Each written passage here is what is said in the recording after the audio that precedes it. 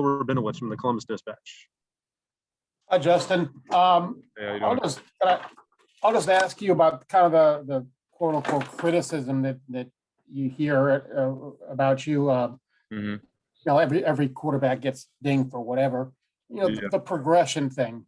How would you like to address that in terms of the criticism supposedly that you have a little issue with that? I mean, there's no issue because, you know, I know what I do on the field, you know, to me. So, I mean, just to pretty much explain it, we have different reads. So we have a lot of reads where they're pure progressions or across the board reads where I'm going 1 to 2 to 3 to 4. And, you know, what I have to say to that is, I mean, to be honest, we have some of the best receivers in the country. So if my first or second read is there, I'm not going to pass up that first or second read to get to the 3, 4, 5th read to prove that I can read, you know, past my first or second read. I'm just not going to do that. That's not going to put my team in the best position to win. That's just proven to me, and that's just being selfish to, you know, show people that I can do it. But at the end of the day, those people don't matter. Those people don't determine if we're going to win the game or not. So that's pretty much what I have to say to that. All right, thank you. All righty, well, let's go next to Jason Lloyd, The Athletic. Hey, Justin, I know you can't control what's happened over the last 20, 30 years or whatever, but the idea that Ohio State has struggled to produce NFL caliber quarterbacks, they've produced so many guys in so many different positions. Why do you think that is, that they've struggled to send guys to the NFL? I'm not sure, you know. I don't know those guys personally. I don't know their work ethic. I don't know what they were taught. I know, you know, Dwayne got taught a little bit similar to, you know, what Coach Day was teaching, but in all honesty, I think I'm different than those guys. I know my work ethic is unmatched, and just my dedication and my passion to wanting to be great is just another level. So in terms of, you know, of course, the past quarterbacks, I can't control that. And of course, if, you know, the only similarity that me and those guys have is that we wore the same uniform. So if they want to say that, then that's on them. And, you know, I'm going to focus on myself and focus on continuing to get better in every aspect of the game. Thank you. Yep. All righty, let's go next to Austin Ward, Lettermen Row. Justin, some of those throws, I mean, we've seen you do this the last couple of years, but some of those throws today seemed to even impress you. How would you evaluate what you did today? Did you accomplish what you wanted to? Yeah, I think overall I had a solid day. Of course, you know, I think everybody knows my goal in that 40-yard dash was at least to be in the 4.3s. But of course, I'm kind of mad about that. But, you know, other than that, I thought I threw pretty well. I thought I, you know, just had a few missed throws, but you know, that happens. You know, every pro day is not gonna be perfect. So, but overall, I thought I had a pretty solid day. All righty, let's go next to Cam Inman. Hey, Justin, it's Cam Inman of the San Jose Mercury News. Can you talk about your familiarity and history with Kyle Shanahan, some of his assistants, and whether you're going to meet up with those guys later tonight? No, I don't think we have plans meeting later tonight. I'm probably just going to go out to dinner with some of the guys who just finished their pro day. So we're just going to get together because, of course, this process has been long, has been, you know, kind of tiring, so to say. We just been working. So it's finally good to know that, you know, we get a little bit of time to rest. So, yeah, but, you know, just going back to the QB collective, I remember, you know, Coach Shanahan being a great coach, great quarterback coach in terms of, you know, emphasizing to keeping that base in the pocket. So he's a great offensive-minded coach and arguably one of the best coaches in the league. So, you know, it's just an honor and a blessing to even be in that position to be looked at by them. So I'm just grateful. Already next up, Nathan Baird, Cleveland.com. I wanted to touch back to Bill's question and kind of the way you answered it, sort of explaining things like that. Are you getting a chance yet to sit down with teams and kind of go through that and talk through things like decisions and philosophies and things like that? And what do you like about that kind of dynamic, and what are you looking forward to as far as just those kinds of opportunities? Yeah, so basically the Zoom meetings I've been having with different teams, you know, you sit down with the coaches and they pretty much pull up your game film, or they might pull up a play or two from their playbook and have you recall it back to them. But, you know, basically when they pull up my film, they pretty much have me, you know, tell them the formation, you know, what my reads are on that certain play. So pretty much going through that certain film and going through those particular plays, I explain to them, you know, what I'm thinking on this play, what defense it is, you know, what the read is, and what I'm taught, because, you know, there's many coaches who run the same kind of concepts, but they just teach it differently. So pretty much what they want to know is, you know, what was going on in my head, how was I taught this certain play, and, I think it's good, just getting on that Zoom call and being able to explain that to them to pretty much just understand, where my mind was or how I was taught to read a certain concept. Already got time for just a couple more. We'll go to Justin Felder. What's up, Justin? I'm with Fox 5 in Atlanta. I remember talking to you last year at the College Football Awards about how some of the criticism when you left UGA fueled you and how, you did notice it. Yeah. Has any of the criticism about your pro potential played in your mind? Has that added to the chip on your shoulder? At the end of the day, it's of course always going to be a chip on my shoulder, but, I think, my drive, my wanting to be great, my willingness to be great is just comes from inside. So, I mean, to be honest, if everybody was on the outside telling me how great I was and I haven't reached the level of potential I think I can reach, that drive and that willingness is coming from inside of me. So, I try to not pay attention too much to the outside voices because, at the end of the day, they have their opinions, but they don't really know what's going on inside of the building or, inside of a certain offense. So my dedication and my passion to be great just comes from within. All righty, we'll do two more. We'll go to Clay Hall. Clay. Justin, was that throw to CJ in the corner back there, was that maybe your best throw of the day? I didn't see it all. Tell me about that one. Mm-hmm. Yes, sir. We were just pretty much showing me escaping the pocket and, getting my hips turned. But it was definitely one of my top throws of the day. And, of course, CJ is a great receiver, just a great person all in all, just, humble, just a leader and just a guy you want on your team and a guy you want to be around. So, of course, I think that was one of my best throws of the day. Of course, I think I had two good go routes on the outside to Chris and Garrett. But I think I had, a lot of good throws, but that was definitely one of them. 65 yards? I think. I'm not sure. I was just seeing where CJ was and putting it on him. So, sir. Thank you. All righty. And last question for Justin will go to Bill Landis. Bill. Justin, was that throw to CJ on the script before the world saw Zach Wilson do something similar last week? Because I know John scripted the workouts for both of you guys. Yeah, so it's actually funny. So me and, of course, Zach, we're both working out in California. So we kind of, pretty much had a similar script in terms of what throws we were hitting, probably just different movements. But so that throw was on there before I even left California. So I thought I could show that throw off, and of course that's what I showed today. All righty, Justin. Thank you very much for your time. Really appreciate it. Appreciate you guys. All righty, Wyatt. Thank you. Thanks for spending a little time here. We got a bunch of local folks on and some media from the NFL as well. Let's start it out with Jeremy Birmingham, Lettermen Row. Hey, Wyatt, how you doing, man? Good. How are you? Good. Hey, how much time have you spent in the last couple months preparing for this, and how much of it has been spent just trying to rehab and get yourself back to 100%? And on top of that, I mean, how do you feel like you put it on display today? Yeah, so no, definitely rehab has definitely been the priority for me, especially after going down that national championship game. Just making sure that I did everything possible to make sure my knee was fully ready and 100% ready to go today, which I feel like I executed that, especially with the plan that was set by my agency as well as myself when I was back training for this opportunity. So I hit all those goals and came out today, and I feel like I did a very good day of showing that my knee is perfectly fine. It's back to 100%, and I feel like I was able to do so with these drills. And I feel like it was a really good day for me. All righty, let's go next to Nick Farabaugh. Nick. Hey, Wyatt. As a guy that has really been through the ringer as a guard there in the Ohio State scheme, really, what are you looking to improve on at the NFL level? Because your game is pretty polished as is. So what's your biggest area of improvement? Also, have you talked at all to the Pittsburgh Steelers and kind of what has that communication been? Yep. So to answer your first question, for me, I feel like the biggest thing has just been pass protection, which is what I've been working on, as well as a few things in the run game. For me, I feel like my technique, especially at the next level, is something that I definitely need to improve in order to have the type of success I want to have. So just working the basic techniques as well as new and advanced techniques is what I've been focusing on and working on in both aspects of the game, as well as being a overall better student of the game. And that's all stuff that I've been working on. And to answer your second question, I've had communication with the Steelers. It's been pretty standard in my opinion. I feel like we just had the normal Zoom calls and they went well. So pretty standard communication. That's what. No problem. All righty, next up, let's go to Cassidy Hill. Cassidy. Hey Wyatt, nice to meet you. Nice to meet you too.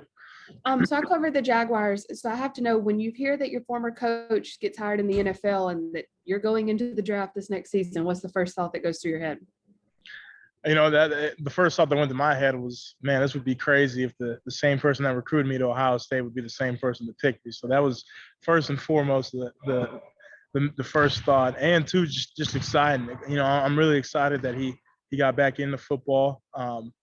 And because I know when he would come down here and talk to us, you could just tell he still had that competitive spirit. So I'm really excited to see what he does at this level. And I also wouldn't mind playing for him as well. I know he was out there to watch y'all today. Did he seem like the same old Coach Meyer, or was there a different feel to how he was handling things today? Nope, he seemed like same old Coach Meyer. Called me up and we were talking, and it felt good seeing him today and talking to him. So it was still the same coach that I grew to know. Thank you. All righty, next up, let's go to Dan Hope. Dan. Hey, Wyatt, you said you thought you had a very good day. What in particular do you think that you did really well today? I feel like in particular was the field work and mainly the O-line position drills, which I know a lot of teams, they hold high value to that, especially with the type of drills that we had set today. And there was all drills sent from the NFL coaches themselves, what they wanted to see. And it was all, excuse me. Sorry about that. It was all short change of direction, which I think is stuff that is really important for my position specifically, because we work within a short space. So I feel like my change of direction was something that I really showed off today.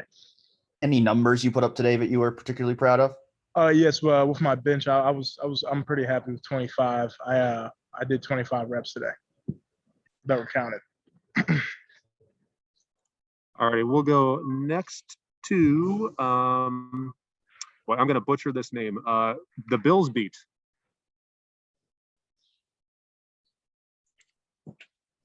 Wyatt Davis, what's good? Mookie Hawkins, Buffalo Sports 1080. Buffalo, how's it going? Good. How are you doing? Hey, that's all right for him not to butcher the name. I appreciate that though. But hey man, you being a zone run type of blocker, very versatile. How has Ohio State prepared you for this moment, and has the Bills been in contact with you? Yeah, so to answer your first question, yes, I've been in contact with the Bills, and to Ohio State, I feel like has put me in such a good position. Especially it shows not only within my film, but in these meetings.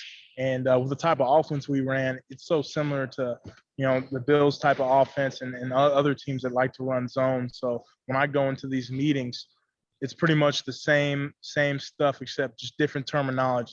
They call it different things, and I feel like I've gotten an advantage by going to Ohio State and playing in this type of offense. Hey, it's been awesome, right, man? Enjoy the process, and I got you top on my mic for it right now. Oh, thank you very much. Thank you. All right, we'll do two more. We'll go to Austin Ward. Austin.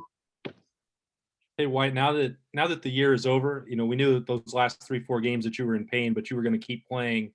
Can you give us some insight of how much you were dealing with, how long it took you till you were feeling, healthy enough to do stuff like today? Yeah, so, I had actually gotten injured at some point during the fourth game of the season, which was Indiana. And to this day, I still don't know when I injured my knee in that game, but I banged up my knee in that game and really just played on it the whole entire time leading up to the national championship, and got it looked at by the school, and they were just saying it was a low level deal, and it just didn't feel right. So at the end of the season, I got a second opinion, and I think it showed in that national championship game that it was really bothering me, fortunately I didn't have to go through any major surgery, anything like that. I didn't have to get surgery at all. It was all a blessing, and really just my main whole focus after the season was just getting my knee right, because granted, I wanted to play. Even if I would have known what my injury was prior, I still would have played, just because we were right there. It was either all in or nothing. So it was pretty easy for me to make that decision. And then in the off season, when I was getting ready for this opportunity today, I spent the first couple of weeks just strictly rehabbing, making sure it felt great. And once it really started feeling good, that's when I started doing field work and getting prepared for the day. Thanks, man. All right, we got Jonathan Cooper ready. So Wyatt, thank you very much for your time. Really appreciate it. Thank you, everybody. And next up, we'll go with Jonathan Cooper. Good job, Wyatt.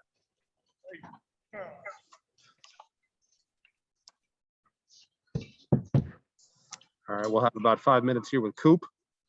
And we'll start it out with Bill Rabinowitz from the Dispatch. Hi, Jonathan. Saw you were working at linebacker some today. Could you kind of discuss that thought process and where do you see yourself in the NFL? Yeah. Well, obviously I've been playing defensive end throughout my whole entire college career. But with all the teams I've basically been talking to, they kind of see me as a outside linebacker, Sam type position, which is my body type. And I just wanted to make sure I show the scouts and everybody that I can play linebacker and that I feel really comfortable in space and that I'm ready for the next level. I see myself playing Sam or outside linebacker, especially in the 3-4 defense. Thank you. All righty, let's go next to Tim May. Tim. Yeah, Jonathan, how long have you been focusing on that aspect of showing them not only that versatility, but that you can actually play that? Has that been a focus for the last 3 months? And why did you go down that route, I guess? Yeah, it's definitely been a focus for me for the last 3 months. And it's basically a focus, like I said, I haven't really shown too much of that on film. I mean, I obviously some areas in game tape, I'm dropping back, covering the back or even dropping back some, but just that I can do it consistently throughout the whole entire game. I want to make sure that the scouts know that I can do that, that I'm ready for it at the next level. All righty, we'll go next to Patrick Murphy, 247. Jonathan, what was the thing you felt you did best today, and maybe something that you felt like you needed to have done a little bit better? I feel like the thing I did best today was probably just showing my athletic ability throughout D-line and linebacker drills. I feel like if anybody watches that tape of me, they really see that I'm a football player and that I can adjust to anything. As far as things I feel like I could have done better, I feel like my start coming out my 40 could have been a little bit better. I don't know exactly what my time was, but I just felt like I could have got out a little bit faster on that. And then I also wanted to get 30 reps on bench press, but didn't get it. So I was close, but didn't get it. All righty, let's go next to John Shipley. Hey, I just want to ask, Coach Myers up in Jacksonville now. I just want to ask, kind of get your impressions on how you think he'll do at that next level and how interested you would be maybe with getting, paired with him once again. Well, first of all, I would love to reunite with Coach Meyer down in Jacksonville. I feel like that would be amazing, and I would do whatever he asks of me. I think he knows that from coaching me here at Ohio State, and I don't see Coach Meyer not being successful anywhere that he goes. So I think he's going to kill the NFL the same way he killed college, and I think he's going to turn the whole entire program around. Hey, thanks, man. I appreciate it. Thank you. All righty, next we'll go to Michael Kinder. Michael. Hey, Jonathan, Michael Kinder from Overtime Fantasy. Being named the captain for the last 2 years in the Ohio State proves that you're a natural leader. How do you plan to transition from being one of the most experienced players on the field to being a rookie? Well, rookies come in, and I've never played in the NFL at all. And so my whole entire thing is just learn from the people who have been there, the pros there, the guys who have been there long, who are doing exactly what I want to do, and just focus on them and just take their lead and then kind of transition to my own. I'm not coming in thinking that I'm going to be a captain off rip. No, I have to learn from these guys and develop it and keep being the leader that I am, but take from them and basically just study from them. That's basically it. All right, last question for Coop. We'll go to Brendan Goulet. Brendan. Hey, Coop. Hey, I guess I'm curious looking forward for you now. You've done all this work to get up to getting ready for this day, and there's got to be this emotional high of it's here, you go out, you give it your best, you compete hard, and now some of this stuff is taken out of your control over the next month. But what can you do to try and get better before draft day? Yeah, I'm I plan to stay here right in Columbus and work my tail off, honestly, and get ready for OTAs and get ready for either personal workouts or a practice and get ready for a rookie mini camp. Honestly, I don't take my foot off the pedal at all. Obviously, this first chapter is done, and but for the next month or two, I'm going to be working out here with Coach Mick, getting stronger, faster, get back into more of a football mode, and be the best that I can be still. Keep getting better every single day. Just because pro day is over doesn't mean I stop. So just keep going. Good luck to you. Thank you so much. All right, Coop. Thank you very, very much for your time, and we'll talk to you soon and appreciate everything. Yep. Thank you, guys. We're going to bring in Tommy Togiai next.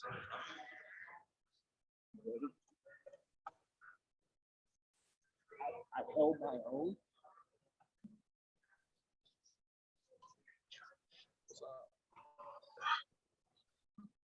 All righty, Tommy, thank you very much for spending a little time here.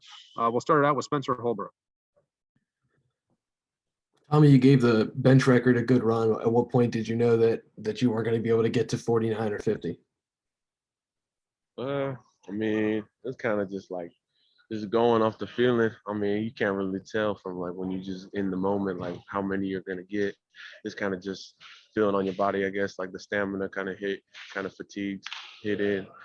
But I mean, a little disappointed. I feel like maybe I could do more, but 40 is a good number, and I'm okay with that. So, thanks. All righty, next up, Whitney Harding. Whitney.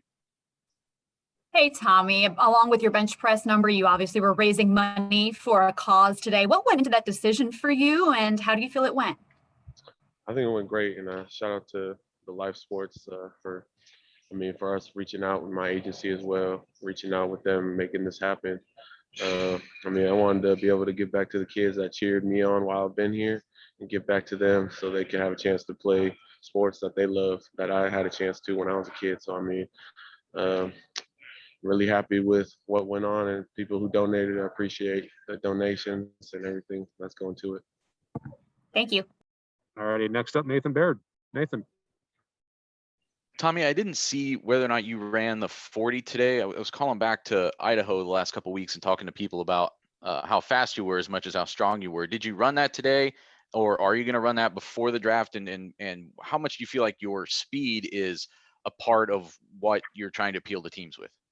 Yeah, I did. To answer your first question, I did run it today at our pro day, and then just to show. Kind of everyone thinks of me just strong and big, and that's it. But I'm also, I've got the speed along with it. I can move, and just kind of want to put that on showcase today. What'd you run? Can you say? I don't have a for sure time. I heard a lot of different numbers out there, so I don't really know like the official what it was. Sure thing. All righty, let's go next to Cassidy Hill. Hey, Tommy, nice to meet you. Nice to meet you too. You had Coach Meyer back on the sideline today, albeit in a much different role. What would it mean to be able to possibly reunite with him, especially with some projections having you possibly going towards Jacksonville? That would be just a great kind of opportunity for me just to be coached by him again. He was here my freshman year, got to know him during recruiting, and then obviously with my first year here. Great coach, great man, and I would love to play for him again. Thank you. All righty, we'll do the last question because we got Josh Myers ready. So this will go to Dan Hope. Dan. Hey, Tommy, other than the bench press, what do you think are the things that you did best today? I think I ran well on my 40, and then also the shuttle and the 3-cone, I think I did well on. And then also, my vertical, I think I jumped pretty good. And then, I think those are probably my best things I did today. And then along with the position drills, I felt pretty good during those. Did you know your numbers for any of those? Yeah, well, just for I know the vertical, I jumped to 32. And then my broad, I think was like 8'9", 8'10", something right there. Thanks, Tommy. All righty, Tommy. Thank you very much for your time. Good luck, and we'll talk to you soon. Thank you, guys. Yeah. Josh Myers is up next.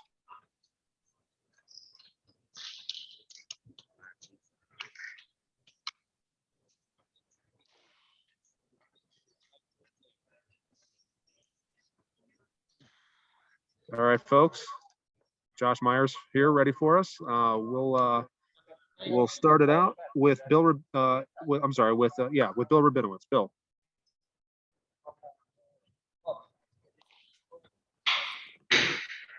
Oh, okay. Josh. Play Hall. Play. Lead us off. Hey, Josh. What's the build up to this like? I mean, for a lot of guys, it's 2-3 months in the making. There's a lot on the line. How did it translate for you? Do you exhale now because this day's over, or is it just the start of prepping? Yeah, it's kind of hard to explain. I mean, it's more than 2 months in the making. I mean, the actual training itself is, but Yeah. getting set up where you're going to train, where you're going to live while you're training, all those things. It's just a lot of preparation for 2 months, and definitely a big exhale getting through this part of it. So is it more pressure getting ready for this or a big game? What's the heart rate like when you get out there? similar, honestly. I mean, the mindset that's taken to this is the same type of mindset that I would take in a game. At least that's the way I approached it personally. Thanks. All righty. Next up, let's go to John Shipley. John. Hey, thanks for doing this and congratulations on everything. I just wanted to get kind of your perception on Coach Meyer in Jacksonville and your thoughts on kind of how he's going to do there, and just, I mean, how interested you would be, in potentially reuniting with him. Yeah, thank you very much. I really appreciate it. And that's a great question. I'm really excited to see how it goes for Coach in Jacksonville. I'm sure it'll go very well knowing him.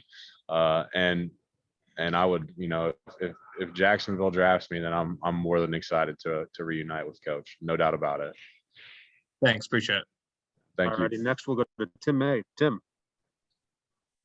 Yeah, Josh, I was just wondering, on a day when everybody's watching Justin Fields, you know what I mean? And what did you and Wyatt talk about trying to grab some of the spotlight or trying to grab some of the attention? I know these are all pros watching you, and you're going to get, I think, a fair shake, but what is it you wanted to show more than anything else, and did you get that done? Yeah, I mean, I think today is more about, them getting to see us, the scouts and the coaches getting to see us in person, getting to see how we interact, and how we carry ourselves in person in this type of scenario. And then also, of course, the athleticism, but everything is being evaluated. Literally everything is being evaluated. And of course, I didn't get to do much today. Yeah. Which the reasoning behind that I did want to say. So I kept it very quiet during the season. But I did get a turf toe injury in the Big Ten championship game. And then I decided to play through it and played in the Clemson game and ended up hurting it significantly worse in the Clemson game. And then again, I played in the Alabama game and got an MRI and an X-ray after the season ended, and got surgery on my foot. I tore my foot up pretty good, broke a bone underneath there and had an avulsion of the tendon on another bone underneath my foot. And so I got surgery, and the recovery process is 4 months, and I'm pretty much 2 months out right now. So that's why I didn't perform today. Yeah, but everybody's aware of it, as you said, and now you know what the word evulsion means, right? I did figure it out. Yeah. Thanks, man. Yeah. All righty. Let's go next to John Shearer. John. Hey, how are you doing today? I'm good. How are you doing? I'm doing pretty well. So I'm curious what you feel the biggest weakness you have going into the draft is, and how can you work on that and get better at that for whoever ends up drafting you. Thank you. Yeah, that's a great question. Thanks for asking. I think my biggest weakness right now, I think I get myself in a bad position sometimes at the second level.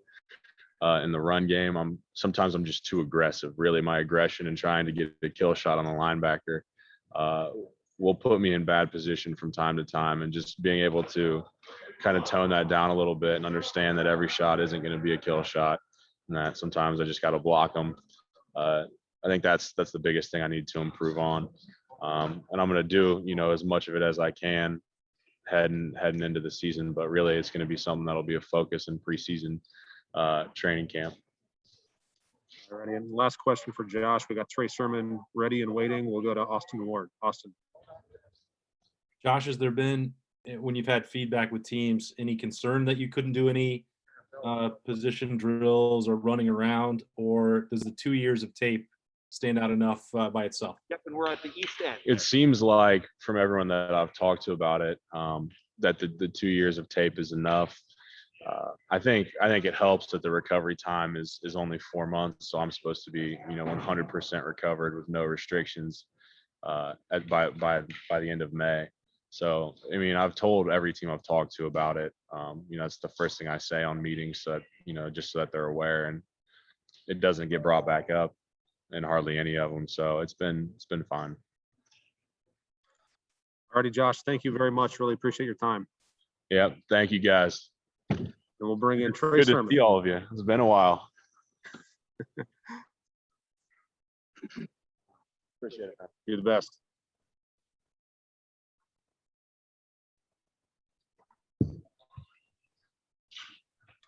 All right, Trey, thank you very much for joining us. We'll start out, Trey, with Dan Hope from 11 Warriors. Dan. Hey Trey, I know that you were vertical jumping for charity today. Just how did that vertical jump go for you? How many inches did you get? I think I got 37. I was definitely shooting for the 40s, but I mean, I guess I didn't just warm up good enough. But I mean, I felt like I still did pretty good, and it was for a good cause. So that's all that matters. Altogether, how do you feel like you did today? I feel like I did pretty good. I mean, I showed what I'm capable of along with my game film. So, I mean, I'm happy with my performance.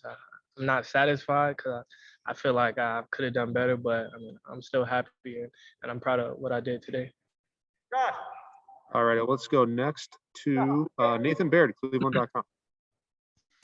Thank you. Trey, can you kind of just revisit what the national championship game experience was like for you to be on such a high running into that game and then have that happen the way that it did, and then also just how it affected, how you felt it affected your draft status, which was also rising at the time based on those performances, and how you've had to kind of answer that in the last couple months? It was pretty tough. I mean, just not being out there on the field, and I mean, again, just knowing how well I prepared for that game. I mean, it was the biggest game of my life, and I was definitely ready for it. And just, I mean, just getting hurt on that first play, it was pretty tough. But again, I know everything happens for a reason. And as far as my draft status, I mean, I feel like it wasn't really that significant of an injury to where, I mean, there should be a concern. And at the end of the day, I mean, all they have to do is just cut on the tape and see me playing at a high level. So, I mean, I'm not worried about it at all. All right, and next, let's go to Nick Farabaugh. Nick. Hey, Trey, something about your game other than just the bruising power style and physicality you play with is kind of how good you are laterally. How have you trained that lateral movement? And kind of with your movement skills, what are you looking to improve upon? And also, any contact with the Pittsburgh Steelers and kind of how have those conversations been? Just improving my lateral movement. I mean, it's just constantly working on drills where I have to change direction and just constantly just manipulating game-like situations where I have to apply it. And that's kind of what I work on with my position coaches. And I have met with the Steelers, and I felt like the conversation went really well. I mean, we had some good talks, and then they definitely said that they like my game. Thanks, Trey. Alrighty, we'll go next to Whitney Harding. Whitney. Hey, Trey, kind of back to what Dan was asking you with your vertical and your charitable giving. What does it say about this Ohio State program that 3 of you guys are taking the time on your pro days to raise money for other people and not just focusing on improving your draft stock? It says a lot. I mean, just the type of guys we have in this program. I mean, great character guys, and it just speaks a lot just to know that, I mean, we're really not just focused on ourselves. I mean, we're focused on something that's bigger than us and a big cause. All right, we'll do 2 more with Trey. First one, we'll go to Brendan Goulet. Brendan. Hey, Trey, compared to maybe some of the teammates that you also worked out with today, your time in Columbus was obviously a bit shorter and that you only played 1 year here. I'm curious now that you're looking back on it and not living in the moment anymore, what was the most, the most memorable thing for you during that stretch that maybe we didn't see? Obviously, the great stretch in the Big Ten title game and the Clemson game, I understand that, but what can you tell us about your experience that we didn't have a chance to see that will really stick with you? Really just the practices, really. Just being with the guys and just how they motivated me. I've gotten pretty close with Josh and Wyatt, and just building a really strong relationship with those guys, and how much they just push me and just talk with me through plays. So we can all really get in sync and just be better together as a unit. I feel like that's something that I'll take with me. Definitely moving forward. I'm just happy I have a good relationship with those guys. Righty, final question for Trey. We'll go to Danilo Lacali. Danilo. Hey Trey, how are you doing today, man? Good, how are you? I'm fine. Well, you had a great career at Ohio State and a great last season. But now, next level, how do you see your game can increase as we see that NFL teams are using less diversion game?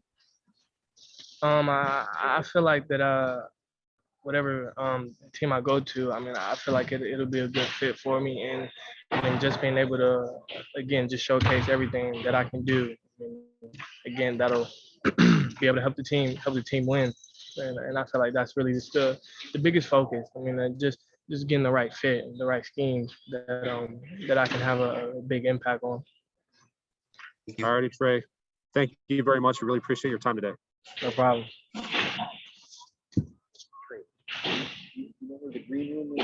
Thanks very much for spending a little time.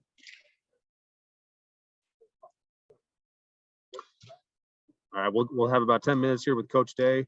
We'll start it out with Dan Hope, 11 Warriors. Dan, lead us off. Hey, Ryan, just, to see, the way Justin performed today, just how do you feel about, what he was able to do today and kind of what he was able to show the NFL scouts? Yeah, I thought, it's a unique setting. Not very often do you have anything where you're just out there with nobody but over 100 NFL personnel in a quiet indoor where you're just kind of throwing the ball with no pads on. And then as time goes on, you start to get into a rhythm. But early on, it's always that kind of awkward quietness. And I thought he handled it well. I thought he threw the ball with accuracy. And then at the end, he really was kind of showing off, I thought. just driving the ball down the field with unbelievable accuracy. And anybody who was here got to see it, live and in color of just how talented he is. Alrighty, next up, Bill Rabinowitz. Bill. Yeah, how much have you talked to NFL teams about Justin and specifically the perceived criticism about the progressions and whether he goes through those quickly enough? Yeah, I haven't heard that from any of the NFL personnel that have asked me questions. I know there's some people maybe who are saying that in the media. I haven't spoken to them. But I think it's interesting. Certainly have a lot of respect for the guys who watch a lot of film and see things. I know that there's certainly some out there that don't watch a ton of film, and it'll be interesting to see as we get closer to the NFL draft actually where he goes. Because what really matters is what the NFL GMs and presidents and head coaches and personnel people think in the organizations. And really, at the end of the day, it's how well he does in the NFL. He's going to end up on a team, and then once he gets there, he's going to have to produce. That's what it comes down to. But some of the stuff that I have read offhand doesn't seem to fit to me. But that's something that'll be worked out as we move forward. Thank you. All right, we'll go next to Austin Ward. Austin. Ryan, it seems like the one rolling to his left, the deep ball to CJ, is the one that people are latching onto as the big highlight from the day. Did you think that was Justin's best throw? And can you describe, as a former quarterback and quarterback's coach, why it's so challenging and more impressive? Well, yeah, as a former quarterback, I probably would have broken my hip trying to throw that one, going to his left and throwing it. It might have gone 75 yards in the air. I'm not sure. It just goes to show you how accurate he is downfield. He's the most accurate down the field passer I've seen.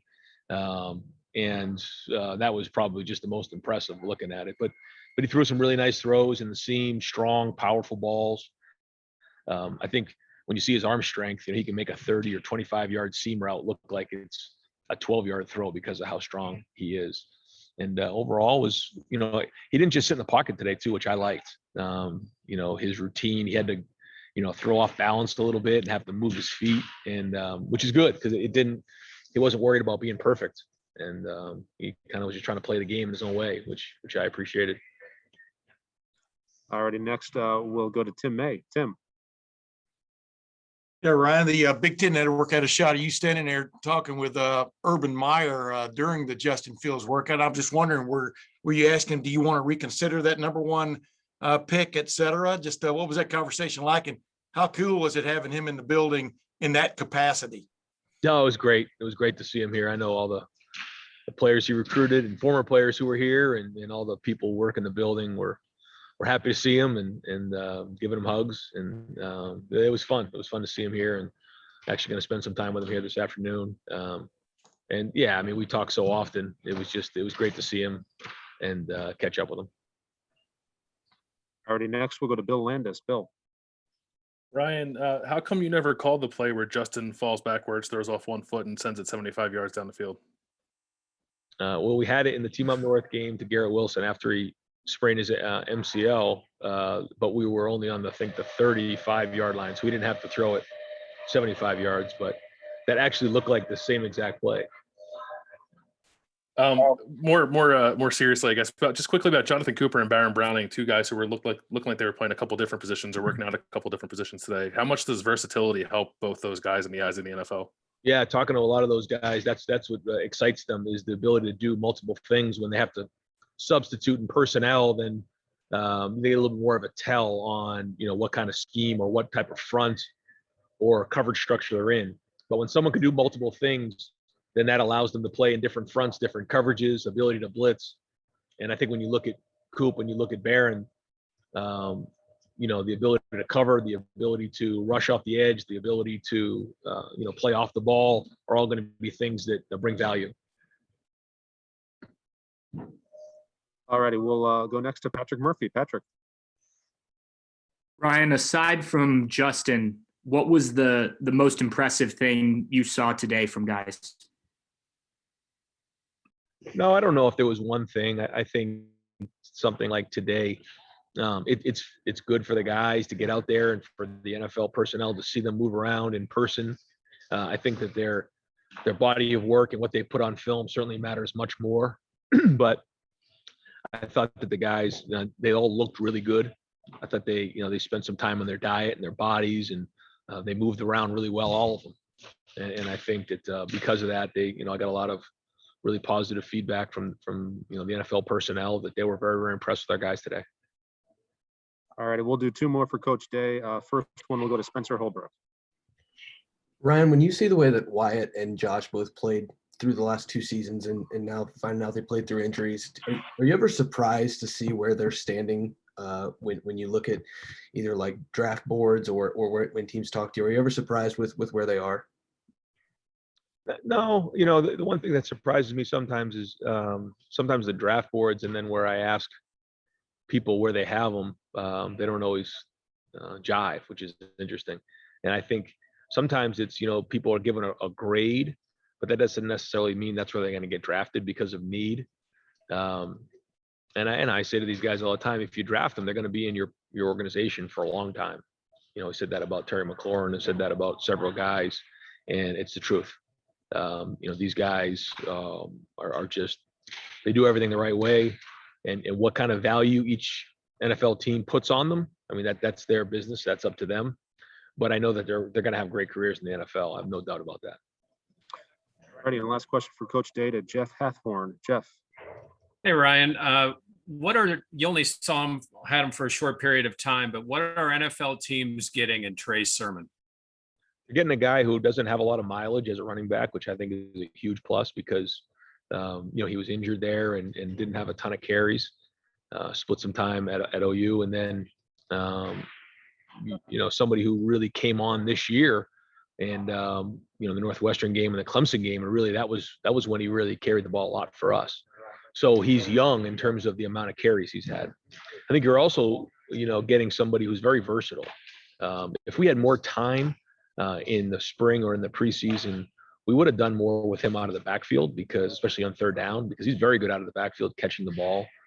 He's very good in protection, and he can do a lot of things. So I think they're really going to like his versatility. He can do multiple things as a running back, and I think he's going to have a great future. I think, again, it's like anything else. He's got to have the right fit and given the opportunity. But once he does, again, I think he's got a bright future. Awesome, Coach. Thank you very much for your time. Appreciate it.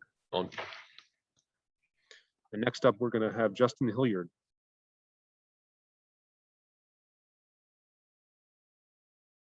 Okay. All righty, Justin, we'll start it out with Jeremy Birmingham. Jeremy. And Justin, so I'm just curious, obviously after the last couple of years of injuries, I mean, how much conversation is there with those NFL teams in these last few months about where you're at now, and how much digging have they tried to really do into your background? Because obviously the last season was your most productive, and obviously the one you played the most. Yeah, that seems to be kind of a pattern after coaches get to know me. I've noticed a lot of them, obviously want to know more about my injury history. And honestly, what I tell them is, pretty much the facts and the obvious. I mean, I've had tons of injuries that kept me off the field, but I mean, the vast majority of my injuries have been to my upper body. I mean, 2 bicep tears. That's not going to affect me, really playing the game of football. And yeah, so I mean, I've had just real honest conversations with the coaches, but I don't think that'll be an issue at all moving forward. All right, let's go next to Bill Rabinowitz. Bill. Yeah, Justin. What does it mean to you just to get to this point? Because I'm sure there were times that you never thought you would, and just how good an NFL player do you think you can be? Yeah, it's I haven't really got the chance to really reflect since the national championship game. Yeah, it's special to be in this position I am, just because I know everything I've been through. But I mean, at the same time, one of the reasons I was able to push through a lot of those all that adversity was because I never lowered my goal when I was injured and not on the field. I saw myself as working to be the best linebacker in the country, and so I'm gonna keep that mentality moving forward. And I think this is just a start for me. All righty, next we will go to Dan Hope. Dan. Hey, Justin, what do you think you did well today? Are there any numbers that you're particularly proud of from today? Honestly, I haven't even got my numbers yet, so can't speak on that. But as far as the position work, that's something I feel like is one of my strong suits. And actually playing the game of football, moving around laterally, bending, things like that. That's something I know I can do at a high level, and I was glad I was able to show that. Thanks, Justin. All righty, next, let's go to Mitch Stacy from the Associated Press.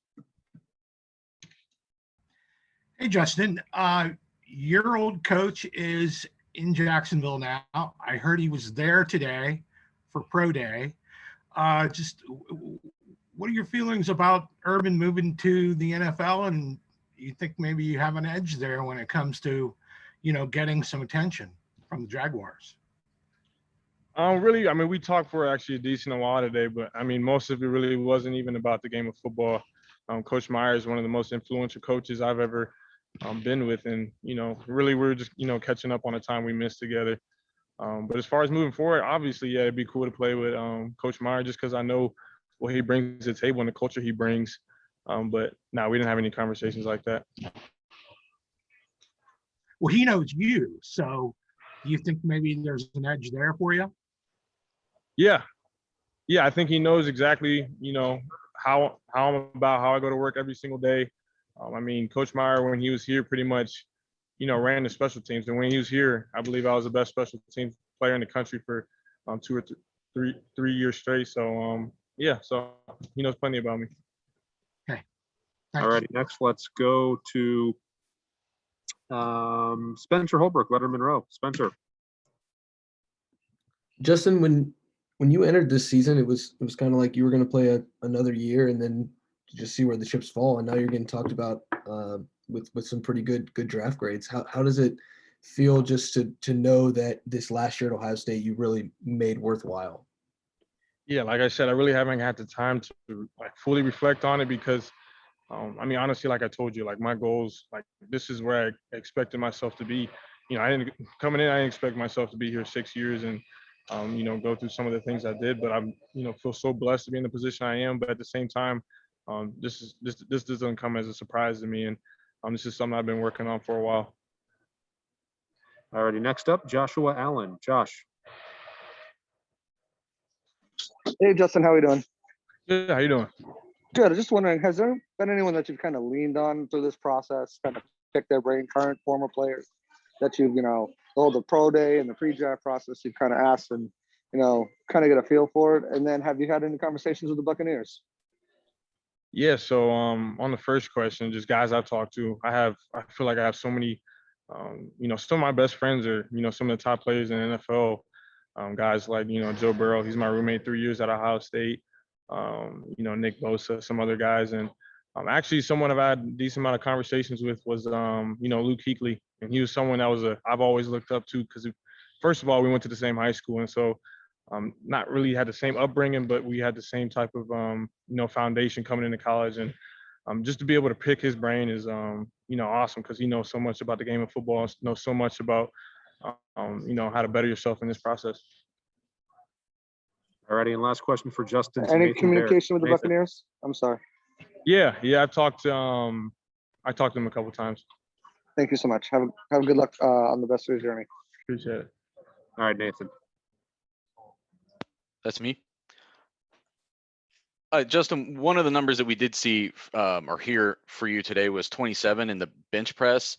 Just, I guess, your reaction to that, and if you felt like something like that shows teams or people something that maybe they weren't expecting. Yeah, to me, it doesn't come as a surprise. I was actually going for 28. Couldn't get that last rep, but maybe it comes as a surprise to some. After 2 bicep injuries, maybe some don't think I have the upper body power, explosiveness, strength, but I think I was able to show that today.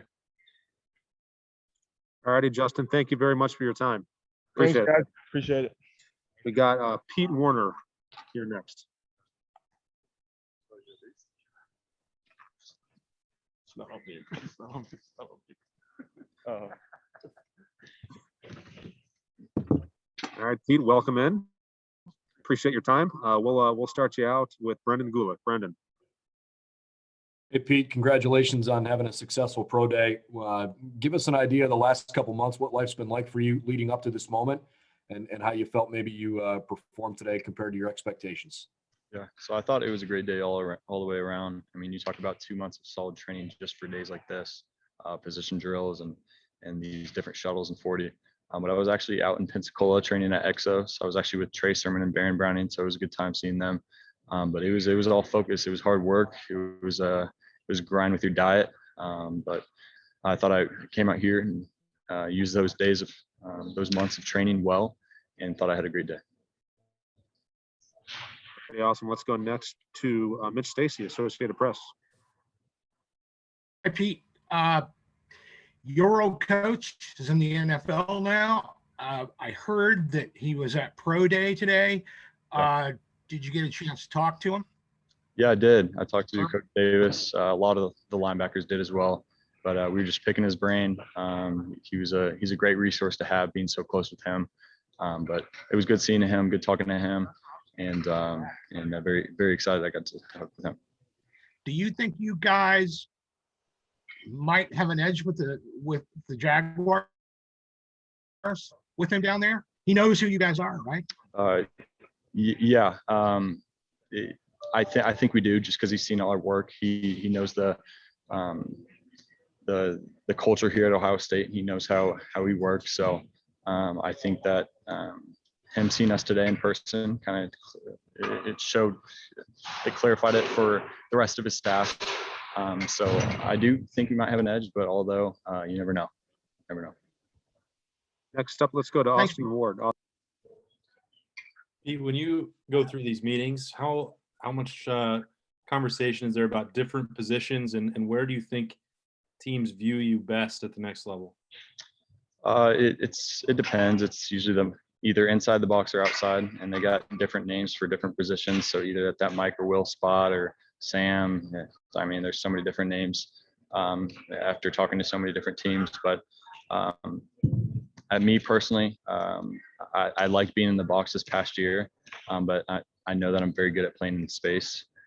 So whatever fits the defense is kind of where I'd like to be. And wherever that coach sees and wherever I perform and excel doing that, then let's do it. Next up, Tim May. Tim. Thank you. Pete, what are the couple of the most frequent questions you've gotten from NFL folks over the last couple of months, any interaction you've had? And then number two, what would be that one game, if you had them to watch you in one game, display your skills, what game would that be from the last couple of years? Got it. I'm going to have to first say that it was Indiana this past year. I thought I did a great job in coverage as well as fitting up the run. But I'd say that's probably my best game. And then I throw Clemson in there as well, being a great tackler, tackling in space and just kind of showing out, doing that. I thought I did well in those two games. And you saying the most frequent question I'm asked? Is that? Yeah.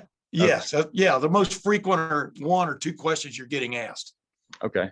So a lot of it depends on who you talk to. If you're talking to coaches, you're talking a lot of ball, talking a lot of film.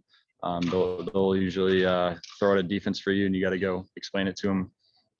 But a lot of scouts like to know your personality. So I have to explain personality all this time and maybe some adversity moments. But it depends on who you talk to. You're either talking ball, or you're talking about yourself, or talking in front of head coaches, GMs, where you really got to stay on top of your stuff. So those have been great, but kind of ready for it to move on as the draft is now our next focus. All right, I got time for just a couple more. We'll go to Nathan Baird. Nathan. I actually want to ask about one of your teammates, if I could. Justin Hilliard was a guy that had contributed a lot, kind of behind the scenes, and been a captain and things like that. And it wasn't until really kind of towards the end of the season that he started to break through as like people thinking of him as an NFL prospect. Did you guys see that from him all along? If he got the opportunity from a health standpoint, or did you sort of see it at the same time that there was this sort of surge late in his career? I wouldn't say there was a lateness for us. I think we saw it at the start that he had a lot of talent, and he was battling a lot of injuries, but when he got the chance, he showed out. And it was nice having a healthy Justin Hilliard there with us, because he's proven to excel and do very well on the field. And just what he did the past games of the season, and what he showed out today, and how he's worked and grinded these past few months. I think he's a great player and obviously well-respected player on our team. All righty, and final question for Pete. We'll go to Joey Kaufman. Joey. Pete, had a question about one of your teammates as well. Jonathan Cooper worked out with the linebackers today, and he mentioned that teams had talked to him about playing a Sam linebacker in a 3-4 team. And obviously you've played Sam, but in a 4-3. But just what did you think of Jonathan as he kind of makes that transition to outside linebacker? Yeah, Jonathan's one of those guys where you can throw him in any situation and he'll ball out. He'll adjust quickly. And just seeing him do drills today, I thought he did very well. And he didn't really practice it, but he went out and had a great day. So wherever he is put, I think teams will see great play by him. And he's very versatile, can do a lot of things, and he's a great leader. Everybody wants to be around him, but to that point, great football player, very versatile. All righty, Pete, thank you very much. Appreciate your time. Yeah, thank you, guys.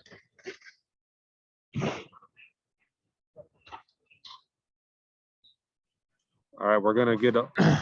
Hey.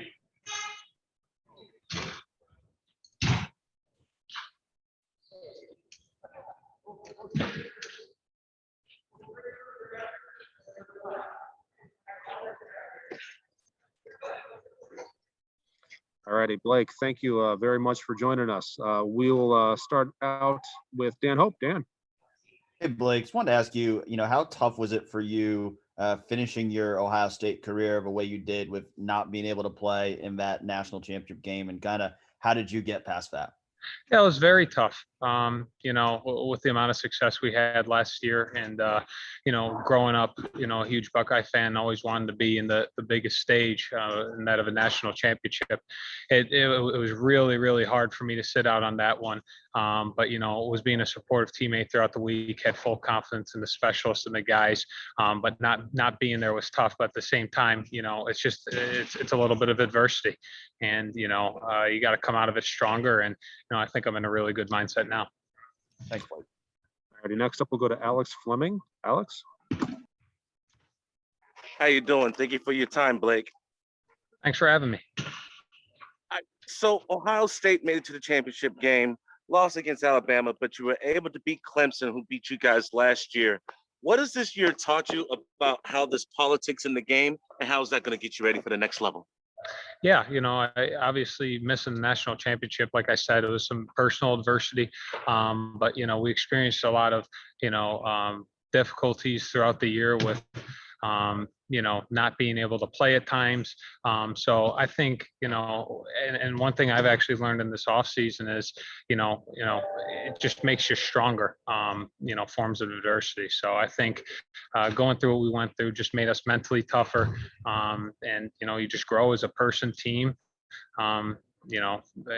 kicker, whatever your position is, you just grow. All right, let's go next to Nathan Baird. Nathan. Blake, you obviously dealt with some injuries throughout last season as well. Just how did those mend up? How are you feeling now? And what went into getting you, I guess, back to the health that you want to be at? Oh, I'm feeling absolutely fantastic. Was hitting the ball great today, probably better than I ever have. It was awesome to be out there. I'm 100% healthy. And, I think part of it's just a mentality, knowing you're going to come out stronger on the other side, and absolutely felt great today. Alrighty, next up for Blake, we'll go to Patrick Murphy. Patrick. Blake, you said you did well today, but they didn't show the special team stuff on TV. How did you do? What were you kicking? Can you kind of take us through your workout? Yeah, no. So the workout started off with field goals. I was just warming up, doing my own stuff, and sort of went back. I went left hash, right hash, left hash, right hash, 5 yards at a time, all between like 30 and 55 yards. I thought I was hitting the ball really well. I got great height, great contact, and I just really enjoyed being out there. Whenever you're back at a place like this, and a place you spent so much time at, going out there and kicking on that field, it was just fun. I was out there loose, having a ton of fun. I'm doing what I love. All right, next up, we'll go to Tim May. Tim.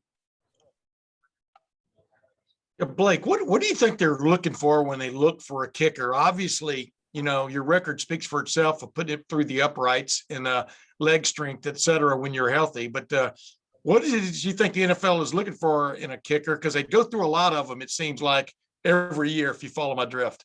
Absolutely. I think the biggest thing for a kicker, and something that I work on constantly, is consistency. Being as consistent as possible, consistent swing, follow through, mindset, so you get consistent results. So that's been one thing I think, teams looking kickers, and something that I'm constantly working on and attempting to perfect. Did you reenact the onside kicker, Chris Olave, just to show them you have that too? Didn't do that today, but that was definitely a special moment throughout the career. That was so much fun. Thanks, man. Alrighty, next up, Bill Rabinowitz, Columbus Dispatch.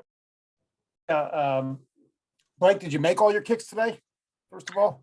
Yeah, I mean, I made a bunch of them. I think I started off, I don't know the exact number in a row I made, but it was somewhere like 8 to 10 with warm-ups and charting and everything like that. Missed a few, but came back, made a few deep ones. So not all of them, but certainly a majority of them. Okay. And can I ask you about Jake, who I assume is going to be your successor? What stands out to you about him, and what do you think about his future at Ohio State?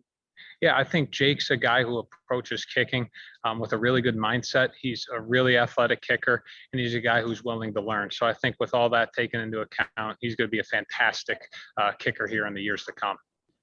All right, thank you. Alrighty. And final question for Blake, we'll go to Jeremy Birmingham. Jeremy. Hey, Blake, all things considered, with the injuries and missing the national championship game, what went into the decision to not return to Ohio State this upcoming year? Because obviously you would have had the extra year of eligibility. Is it just they don't kick enough field goals or what? There's 3 freshman quarterbacks now. You know, there's gonna be more. There's gonna be more field goals. Yeah, no, I think the biggest thing for me was, just being here a full 4 years and having the opportunity to put so much stuff on tape. I really feel as though, I showed just about everything I could, and having a career as a kicker, and couldn't be more happy and grateful for the opportunities I was given at Ohio State, because I certainly enjoyed my time here. And, I can't say enough how supportive I am of all the fans and the culture around here. I'll definitely miss it, but it was time that I enjoyed and had a ton of fun with. Awesome. Was there Blake, any thank you second so much for guessing? your time. Was there any thought to maybe return or not? Yeah, a little bit. Whenever you get done with the year, you look at your options, but I'm very confident in the decision coming out this year. Awesome. Blake, thank you so much for your time. Really appreciate it. Thank you, guys. We're going to bring in Luke. All righty, Luke, thank you so much for joining us. We'll start out with Tim May. Tim. Thank you. Hey, Luke, on a day like today, when there's so many people out there performing, much less watching you and stuff, what did you go in with the mindset of how to get people's attention? You know what I mean? What was sort of your plan in that regard? And did you get done today what you thought you would? Yeah, I really just had to do what I knew I was capable of. I mean, no place like Ohio State to prep you for that kind of pressure. So, yeah, it was really just like approaching a game and just do what you know you can do.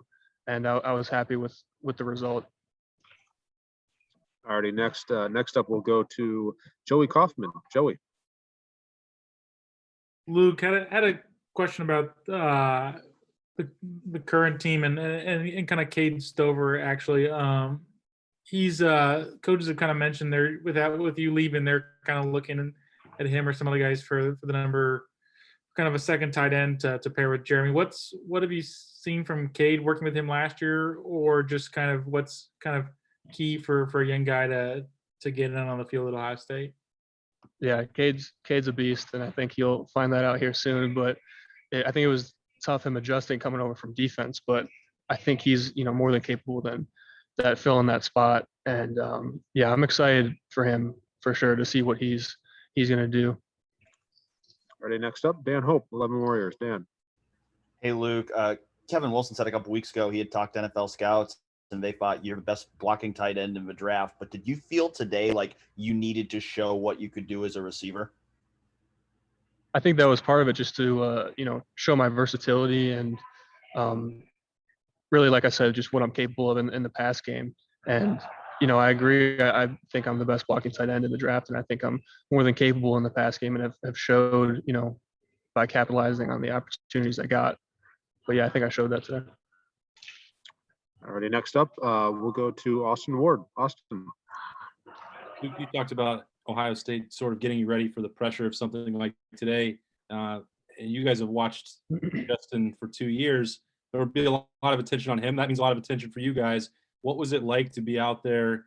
He was kind of showing off, it seemed, a little bit at times with his arm. What did you see from him? What impressed you guys on the other end of those throws? I mean, yeah, it was a great experience. And I mean, he just makes it easy, really. If you're in your spot when you're supposed to be there, he's going to put it on you. So, yeah, that was great. And, I think he's going to be incredibly successful wherever he ends up. Thanks, man. Yep. Alrighty, next we'll go to Bill Rabinowitz, Dispatch. Bill. Hi, Luke. Throughout your Ohio State career, you were kind of overshadowed, never seemed to bother you at all. You just kind of were a good team guy. With the draft, it seems like kind of the same thing's happening again. Do you take, I don't know if offense is the word, or does that give you extra motivation? How do you kind of approach that? I try not to take offense to it. I mean, I understand my value at the next level, and I think a lot of coaches and GMs understand that as well. Doesn't have to be flashy, but I know I can, do what they ask me to do and at a high level. Thank you. Yep.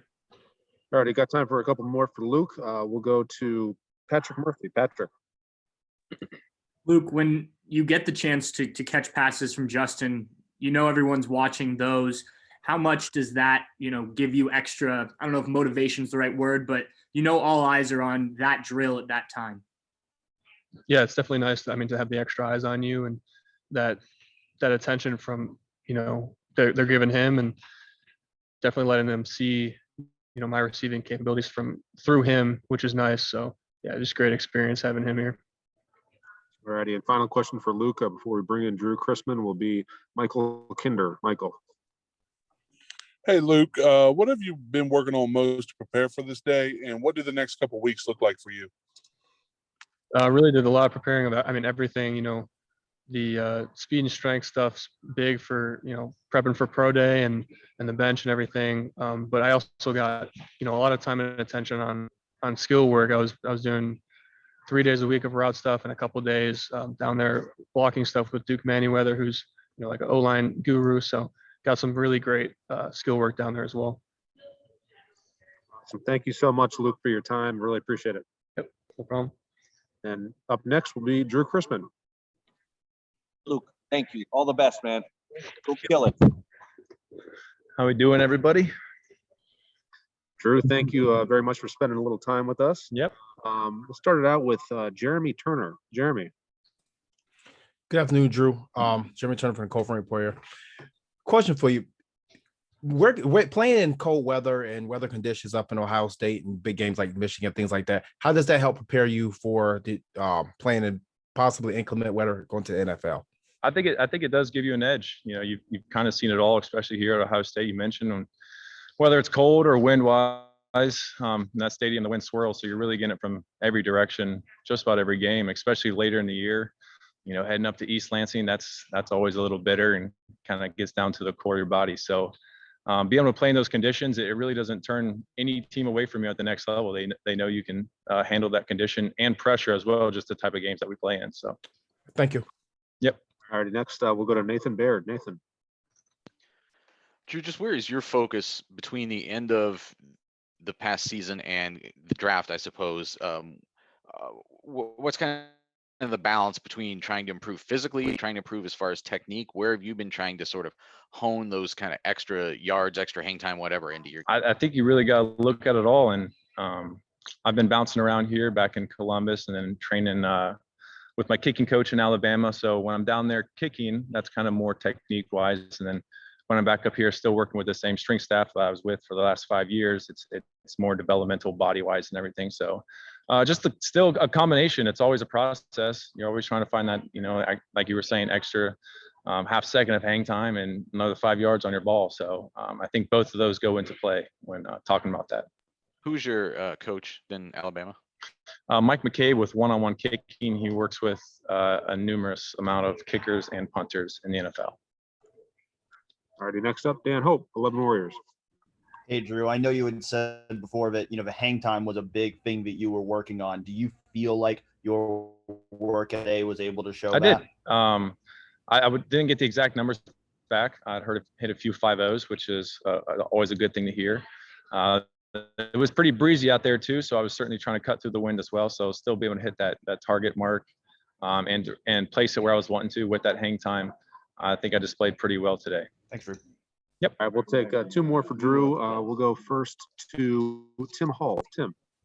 Hey, Drew, what's going on, man? I was just wondering, what guys in the NFL do you really look to? I know a lot of people, they love Johnny Hecker. Clearly, you got a guy that did it here at Ohio State. Who do you look up to there? Yeah, Cameron's definitely a guy that I've been able to talk to throughout this whole process, really my entire college career, just because he's been through it, and especially going through it now. He just got a very nice deal heading to Houston, so hopefully he plays there for a while. So kind of picking his brain just off of NFL. But the guy who I really watch a lot is Hecker. As you mentioned, he's kind of a taller frame. Also, he has a little bit of a quarterback background, so I like that part of his game. Kind of being able to keep the other team on their toes, not sure if it's going to be a fake or a punt. But he actually works with Mike McCabe as well with one-on-one, so I have a lot of his practice film to kind of go through. Thanks, man. Good luck. Thank you. All righty, and the last question for Drew, we'll go to Tim May. Tim.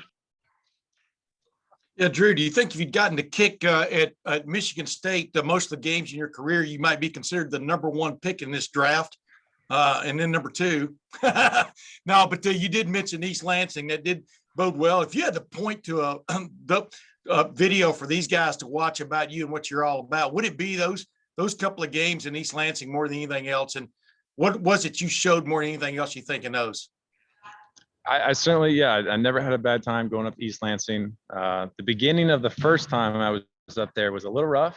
Honestly, kind of my favorite game just because of how it started and then kind of how I ended. So being able to show that I can bounce back from kind of a bad start there, you could say. That was probably my favorite game. But then this past season as well, it was not as cold this past time, but it was, I mean, it's still East Lansing, so you're going to get kind of weird conditions. So never had a bad time up there. And not saying if I would have, punted up there, Justin Fields and I would be batting for at least number 2, but I don't know.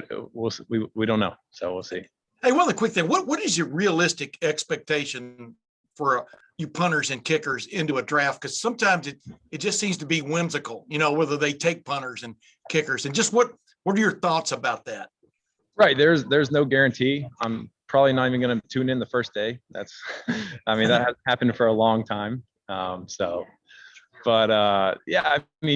dream, is to get drafted. Every year though, it's not a guaranteed. Sometimes not even a single punter gets drafted. So I think last year we had a few. This year, it's looking good, just with the salary cap situation. So some team might be able to pull the trigger.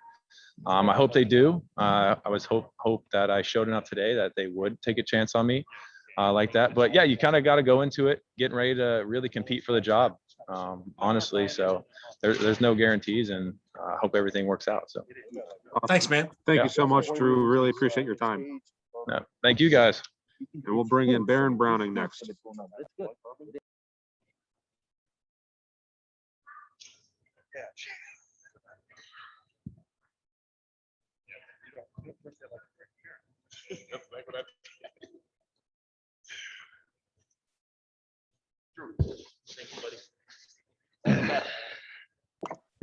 All right, Baron Browning joining us now. Thank you, Baron, for your time. We'll start it out with Bill Rabinowitz, Columbus Dispatch. Bill.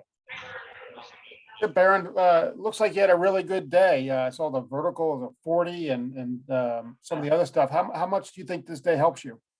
I think it helped me a lot. I think teams are wondering, I think they know my versatility, but they just wanted to kind of verify what I could do testing wise. So I'm just glad I did what I did and made it out healthy. You know what your 40 time was? I honestly do not know. The 2 times I got texted was a 4.51, and then the other one was a 4.53. And my agent told me that was a verified time. So. Okay. Great. All righty. Next up, we'll go to Nick Farabaugh. Nick. Hey, Baron, there was a shot on the broadcast showed you talking a lot with Mike Tomlin of the Steelers. First of all, how did those conversations go with Tomlin? And, how much communication have you had with the Steelers, and how would it be playing for them? I mean, I would love the opportunity to play for anybody that drafts me. And kind of when I was just talking to him, I was just kind of speaking. I had Zoom with them a while back ago. So I was just, speaking. That was pretty much it. And Baron, you're versatile. You've covered tight ends, man coverage, a lot of this stuff that you've done. How do you think that versatility helps you at the NFL level? I think it helps me a lot because it doesn't put me in a box. I think if I go into a system where they might have they get somebody in the one position they thought they wanted me to play, I can bump over and play another position. I have flexibility. So I think that's kind of why a lot of teams like what they see out of me. Thanks, Baron. Next up, Jeremy Birmingham. Jeremy. Hey, Baron, how you doing? What up, Baron? Hey, living the dream. Hey, so here you are in high school, right? You're a safety. Then you go to Ohio State. You play for 3 linebackers coaches, three defensive coordinators. You play linebacker. You play defensive end. When you're in these interviews with these NFL teams, are they remarking about how much you've had to go through to get to this point, and how much do you think that that's helped you, just proving that you have a mental maturity that maybe people haven't gotten a chance to see? I think a lot of teams are aware of that. And I think even if they are, I just kind of explain to them what you pretty much just mentioned. Some people are fortunate enough to come in and make immediate impact right away. And for me, I was just kind of a guy who had to come in and, go through the storm, weather it, So I'm grateful. I wouldn't change nothing about my journey. It made me the man I am today and the player. So I'm forever grateful. And I'm forever grateful that, Coach Washington came in my life when he did. Greg Madison, I'm very thankful for them. Hey, good luck, man. Next up, we'll go to Dan Hope. Dan. Hey, Baron, what do you think is the single best thing that you were able to show today or do today? I think probably my vert shocked a lot of people. I think people kind of had an idea of what I would kind of run in the 40. So I definitely think my vert and my broad jump. What'd you have in a broad jump? A 10-10. So I kind of surprised myself in my broad and vert. Thanks, Baron. Thank you. Next up, Brian DiArdo. Brian. Hey, Baird, congratulations on your pro day today. My question for you, I always like to ask recruits this. Was there a certain player that you watched growing up in the NFL that you wanted to emulate your game off of? Or if not, what current linebacker in the NFL would you say most accurately depicts the type of player that you want to be at the next level? Well, kind of coming up as a recruit, it wasn't really a linebacker I was watching. My favorite player is Sean Taylor. So I was able to just kind of watching his highlights, trying to mimic him. Like Baird mentioned, I played safety in high school. So, I wanted to play just like him. But kind of as I kind of grew older and I started playing linebacker, I started watching like Derek Thomas, Von Miller, Lawrence Taylor. So I started watching a lot of those guys. Awesome. Best of luck on the next level. Thank you. All right, next up we'll go to Martensi Johnson. Hi, Baird. I had a question about Justin Fields, actually. You all and your teammates probably have seen him the most out of anybody. And from that vantage point, what do you think will make it difficult for defenses to cover him in the NFL? I think Justin's a guy, you check all boxes with. He can throw, he can run. He's elusive. I think there's one thing he can't do. When you maybe thought you stopped him in a pass game, he's breaking running wise. He's fast. There's really nothing Justin Fields can't do, and I feel like any team that draft him will, see that and be lucky to have him because he's a hell of a player. Thank you. Wow, 10-10 in the broad jump. Was that wind aided? I'm just joking. Barrett. Hey, you just brought up Al Washington Jr. and Greg Madison, what they brought to the fore. What did they bring out of you most of all as you look back on it now? I guess thankful are you that they, like you said, came into your life when they did? Yeah, just kind of Coach Washington. Not only him, his wife, his dad, Al Washington, his mom, just they were just genuine. So he was a genuine. They were like my safe haven away from the facility. Just being far away from home, just kind of having a coach who you want to be like a father figure to you. He was that and more. He helped me so much, just kind of grow mentally. Deal with things I had kind of going on. Off the field, in my personal life that kind of maybe was a thing what was with me on the field. So he just kind of helped me grow a lot. He even connected me with Teddy Allen Sr., someone I talk to a lot now, bounce things off of. So he just kind of, I feel like my mental toughness is, is day and night from where it was before he got here, just because I didn't feel like I had that position coach wise or that trust, that genuine that he had to just kind of bounce things off. And Greg Madison, he never let me settle. Every day he also, critiqued me. When I thought I did something good, he pointed out what I could have did better, just, let me know it wasn't great. He just always kept pushing me. And if I didn't have a good day, he wouldn't hesitate to let me know. He never sugarcoated anything with me. I'm a miss playing for Coach Matty and Coach Washington. I have nothing but love and tremendous respect for both of them. Thanks, man. man. Last question for Baron. We'll go to Joey Kaufman. Joey. Aaron, where have teams talked to you the most about kind of how they see you fitting in their defense and kind of what position they like you the most at? It's kind of been different for the different teams I've been talking to. One team told me they wanted me to play Mike and be a situational pass rusher. I feel like majority teams talked to me about the 3-4 stand-up role, and I had a few teams mention DN to me. So it just kind of depends on which team, I guess. And what would you think about moving to the end? I haven't did it, but I wouldn't be opposed to it. It's nothing I can't do, so I would enjoy the new challenge. All right, Baron, thank you very much for your time. Really appreciate it. Thank you. All right, folks, that's gonna wrap up our interviews for today. We will have some video to share with you. This was recorded. We'll put this